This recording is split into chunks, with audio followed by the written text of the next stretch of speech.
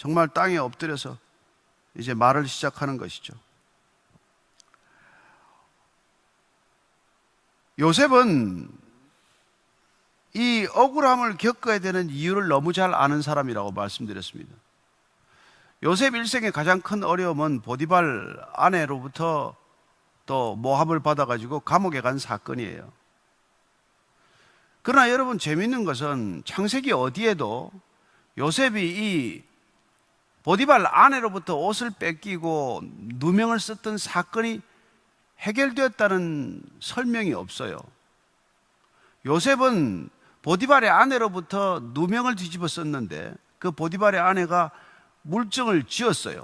옷을 뺏어가지고 남편과 그 자기 집에 있는 종들과 모든 사람들에게 사실이 없는 얘기를 다 퍼뜨렸습니다.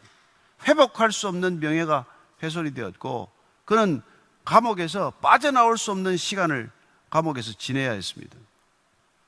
그런데 성경은 총리가 되었다는 말은 있지만 총리가 되고 나서 그 일에 것입니까?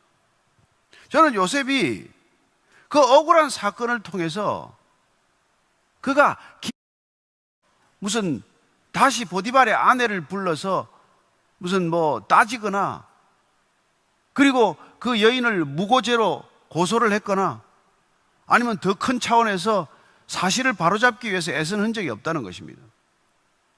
왜 그랬을까요? 왜 그랬던 요셉이 이런 억울한 일을 또 뒤집어 씌우는 것입니까? 저는 요셉이 그 억울한 사건을 통해서 그가 깊은 신앙의 다음 단계로 넘어갔다는 것을 본인이 경험했다고 믿는 것이죠. 여러분, 억울함을 겪으면은 첫째는 내가 가지고 있는 모든 자존심을 버리게 됩니다. 억울한 누명을 뒤집어 쓰게 되면은 나한테 가지고 있던 모든 일말의 기대나 소망이 다 짓뭉개지게 됩니다. 모든 사람들이 나를 바라보는 시선이 달라졌다는 것을 느끼게 됩니다. 혹시 여러분들이 억울한 일을 겪으셨는지 안 겪으셨는지, 아니면 억울한 일을 지금 겪고 계신지 어떤지 모르지만 억울함을 겪으면 너무나 자존심이 상해요.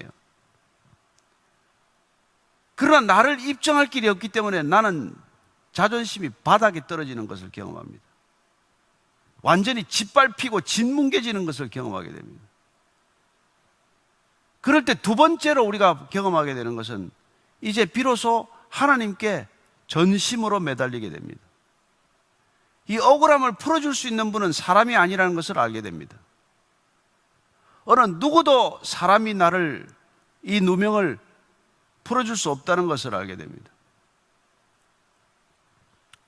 사실 요셉은 꿈을 해몽을 해주고 술 맡은 관원장이 좀 도움을 줄까 생각을 했죠. 그 도움도 날아가 버리고 말았습니다.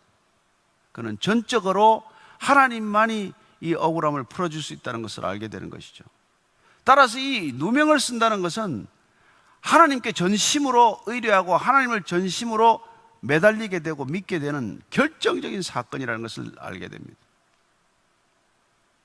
그리고 셋째, 더 중요한 것은 이 일을 통해서 그는 놀랍게도 내게 누명을 씌운 사람을 용서하는 법을 배우게 됩니다.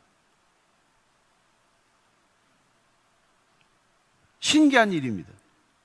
그렇게 나를 억울하게 만들었는데, 그렇게 내게 누명을 씌웠는데 그 사람을 하나님 안에서 용서하는 법을 배우게 된다는 것입니다.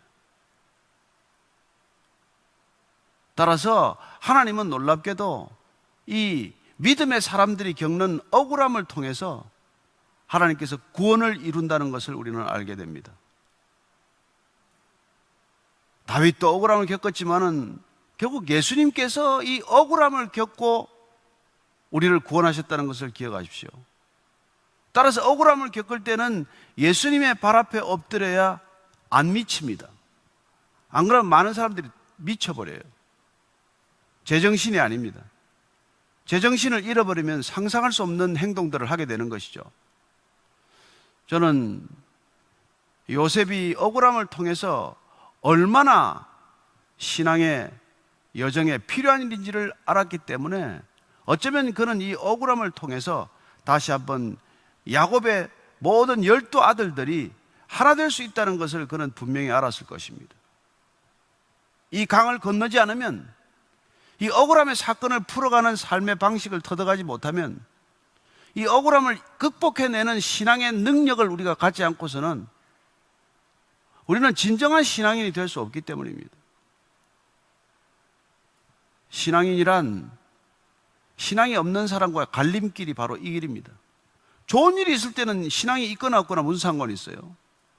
기쁜 파티에서는 신앙이 있으나 없으나 다 같이 즐거워하는 게 뭐가 문제입니까? 그러나 억울한 일을 겪게 되면 신앙을 가진 사람과 신앙을 갖지 못한 사람은 확연히 갈라지게 됩니다. 오늘 이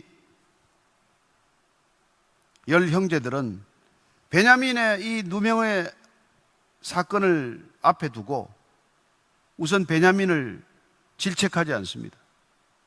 베냐민을 의심하지 않습니다. 베냐민을 절대로 형제가 아닌 것처럼 행동하지 않는단 말이에요. 그와 함께 어젯밤에 웃었고 오늘은 단지 밤 하루 시간이 바뀌었을